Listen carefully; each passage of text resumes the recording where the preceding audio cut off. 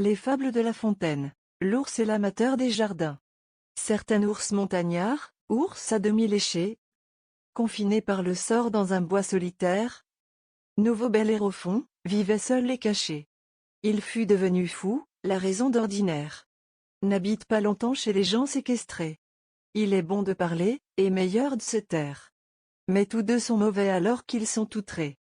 Nul animal n'avait affaire dans les lieux que l'ours habitait. Si bien que tout ours qu'il était, il vint à s'ennuyer de cette triste vie. Pendant qu'il se livrait à la mélancolie, non loin de là certains vieillards s'ennuyaient aussi de sa part. Il aimait les jardins, était prêtre de flore. Il l'était de Pomone encore. Ces deux emplois sont beaux. Mais je voudrais parmi quelques doux et discrets amis. Les jardins parlent peu, si ce n'est dans mon livre.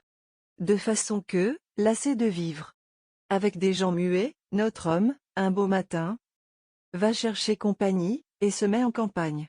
L'ours, porté d'un même dessein, venait de quitter sa montagne. Tous deux, par un cas surprenant, se rencontrent en un tournant. L'homme eut peur. Mais comment esquiver, et que faire? Se tirer en gascon d'une semblable affaire est le mieux, il sut donc dissimuler sa peur.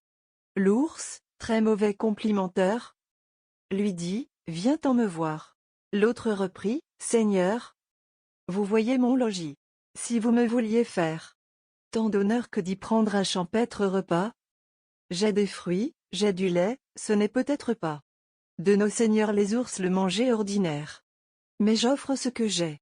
L'ours l'accepte et d'aller. Les voilà bons amis avant que d'arriver. Arrivés, les voilà se trouvant bien ensemble. Et bien qu'on soit, à ce qu'il semble, beaucoup mieux seul qu'avec des sots. Comme l'ours en un jour ne disait pas deux mots, l'homme pouvait sans bruit vaquer à son ouvrage. L'ours allait à la chasse, apportait du gibier.